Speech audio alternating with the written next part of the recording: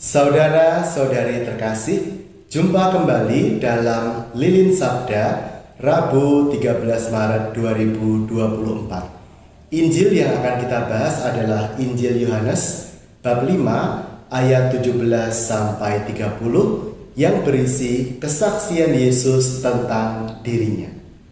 Mari kita baca beberapa ayat yang bisa membantu kita untuk menggali inspirasi dari perikop ini. Kita baca Yohanes 5 ayat 19.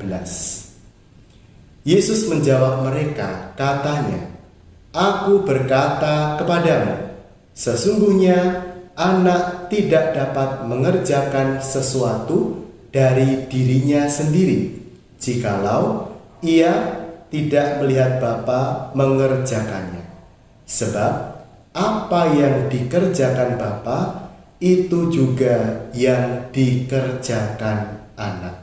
Sebab Bapa mengasihi anak dan ia menunjukkan kepadanya segala sesuatu yang dikerjakannya sendiri." Saudara-saudari yang terkasih, antara tiga pribadi dalam Tritunggal Maha Kudus itu ada relasi cinta kasih. Selama ini biasanya kita kebingungan ketika kita diminta untuk menjelaskan tentang Trinitas atau Tritunggal Maha Kudus.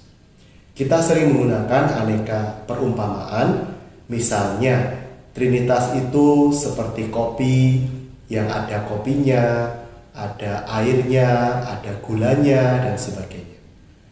Atau Trinitas itu seperti lilin yang ada cahayanya, ada lilinnya, dan ada panasnya. Tentu gambaran-gambaran seperti tadi itu sifatnya hanya bantuan saja. Sebenarnya cara yang terbaik untuk memahami Allah Tritunggal adalah apa? Adalah bahwa Allah Tritunggal adalah kesatuan tiga pribadi Allah yang saling mencintai dan saling bersatu serta saling memberikan diri satu sama lain. Hal itu tampak dalam Injil hari ini. Dikatakan bahwa Yesus sebagai Sang Putra mengerjakan apa yang dikehendaki oleh Bapa. Nah, jadi Yesus sebagai Sang Putra memberikan dirinya untuk taat kepada kehendak Allah Bapa. Dan nanti Allah Bapa juga akan menyertai, menguatkan, mendampingi karya Tuhan Yesus di dunia hingga sampai pada sengsara, wafat, dan kebangkitannya. Jadi kita belajar hari ini tentang apa? Tentang ketaatan Tuhan Yesus. Ketaatan Tuhan Yesus adalah ketaatan yang menyelamatkan. Karena berkat ketaatan itulah kita diselamatkan. Berkat ketaatan Tuhan Yesus kepada kehendak Bapa, maka kita semua diselamatkan. Kita baca ayat 30. "Aku tidak dapat berbuat apa-apa dari diriku sendiri. Aku menghakimi sesuai dengan apa yang aku dengar, dan penghakimanku adil, sebab aku tidak menuruti kehendakku sendiri, melainkan kehendak Dia yang mengutus aku." Sekali lagi ditegaskan tentang ketaatan Yesus yang menyelamatkan kita. Kita, saudara-saudari, hidup di zaman yang sangat menekankan apa? Kebebasan pribadi. Seolah-olah kita merasa bebas, kita tidak perlu taat lagi bahkan kepada Allah. Kita bebas menentukan hidup kita. Kita bebas menentukan juga hal-hal yang sebenarnya sudah diatur oleh kehendak Allah. Nah, seringkali orang merasa bahwa agama, bahwa Allah itu mengekang kebebasannya. Injil hari ini mengingatkan kita, Yesus saja sebagai Sang Putra taat kepada kehendak Allah Bapa. Apalagi kita sebagai ciptaan Tuhan, kita perlu ingat bahwa kita perlu taat kepada Allah pencipta kita.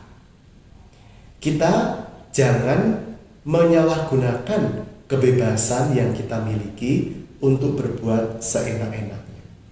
Saat ini banyak orang merasa yang penting kan saya melakukan itu dan tidak merugikan orang lain.